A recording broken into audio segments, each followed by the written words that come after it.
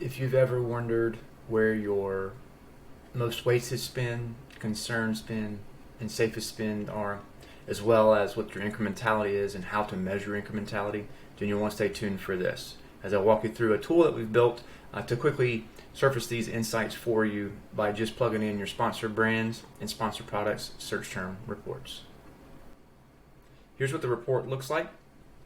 On the top here, you'll see that we have what we call the growth efficiency advertising ratio, which is showing your balance of targeting different types of segments such as branded keywords or generic keywords and competitors, etc., while also surfacing your balance of spend that is not generating sales versus spend that is generating sales at a very high A cost, and then obviously your safest spend, which is your most efficient spend, and breaking that down for you.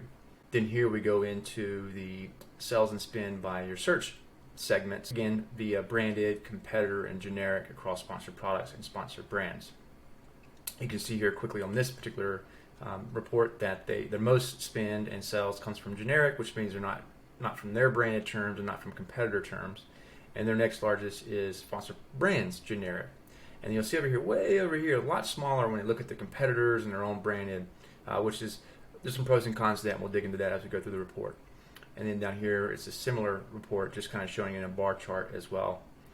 And then we will surface your incrementality score based on these metrics of looking at your sales distribution across these different types. And then there's, depending on what your incrementality score is, you'll have a report that will give you the insights of that and what the best recommendations and next steps are. So now I'm going to walk you through how to capture this report. You'll want to go over to your advertising console, go into measurements and reporting, sponsored ad reports. You'll want to generate your sponsored products, go to search term, go to summary, and I always like to capture as much data as possible that's available. Usually it's around 60 days. It's up to you if you want to include the most recent day. I do sometimes. And then click that and run the report. Then you want to go back to reports, do the same thing for sponsored brands. Make sure you select search term as it will default to keyword, summary again, go back and manually select 60 days, just like this, click save, click run report. Alright, once those reports are live and ready for you to download, you'll want to download them, click the little download button, locate them, download them to your local drive.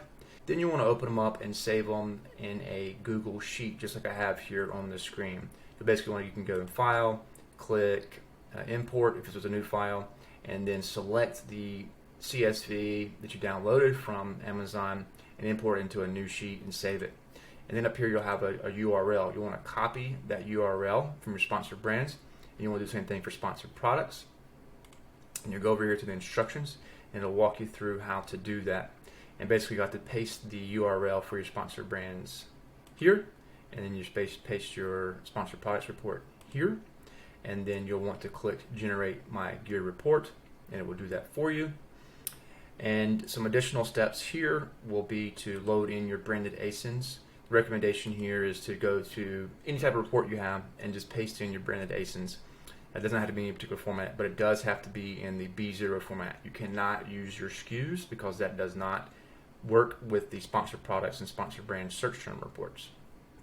Then you want to paste in your branded terms, and these are phrase matched. So what I like to do is just put the first part of the brand name in there, because sometimes there's misspellings, or sometimes there's plurals without and versus singular, and then there's space without spaces, and there's all types of formats, apostrophes, no apostrophes, etc. So I like to just put the core word in, because it will capture anything that's appended or pre-appended to it and then aggregate it here for you. And you will do the same thing for your competitor terms, any competitor brands that you have. This is really important because this does help inform you of your incrementality, because going after competitors, keywords and brand names and product names, as well as branded ASINs, are very, very important to increase your incrementality. The competitor ASINs will automatically fill. You do not need to do anything with this. And then your generic terms will automatically fill as well. Then you want to navigate over to your incrementality gear report. And you'll notice that we have it divided by sponsored products on the left and sponsored brands on the right here. And it will show your spend, revenue, and ACOS. And then it'll go into the next important here is, how much of your spend is going to search terms that are not converting. And it shows you the dollar amount, which is around 6,300 here and 5,500 sponsored brands. And then it'll give you what percentage of your total spend is that. And then the next one is it's going to look at your concern spend, which essentially is they're generating sales, but they're higher than a 100% A cost. And again, it'll give you what the dollar amount and a percentage of that. And then what you really want to focus on is, hey, my current A cost is 41.8%. However, the revenue generating A cost, if I were to get rid of anything that wasn't generating sales, would be around 37.8% for sponsored products, and then for sponsored brands, it's from 37.7 to 31.8. So around a 6% reduction here. So pretty efficient here.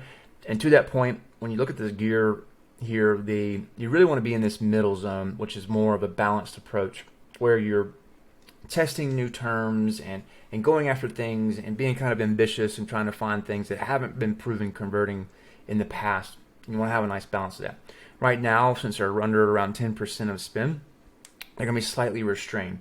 That being said, this is going to be a really efficient setup that they're running here, and it's up to them if they're focused on profitability and they're not really focused on growth. Again, that's why you're looking at growth versus efficiency here, hence the name gear.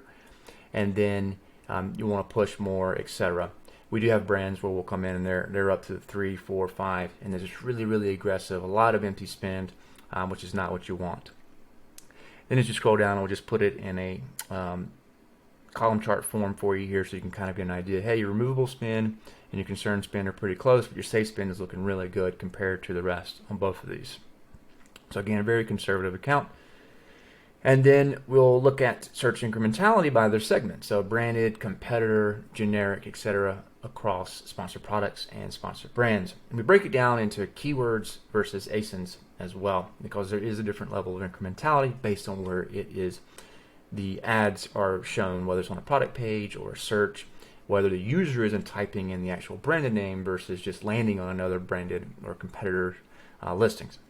With that said, you can quickly look at this chart and you can see that the most spend in sales is being generated by the sponsored products generic, which means it's not their brand and it's not competitor brands. It's category search terms, if you will.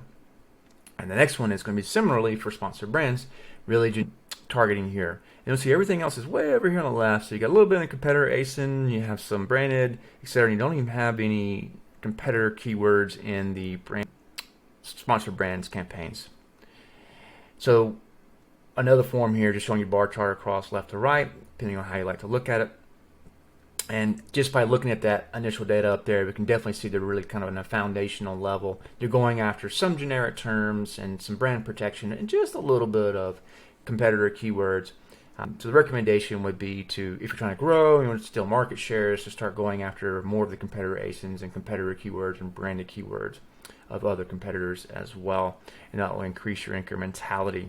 And what that means is these are sales that you wouldn't otherwise get. If it's a competitor term and you're stealing directly from someone who's searching for another competitor, that's the really high incrementality.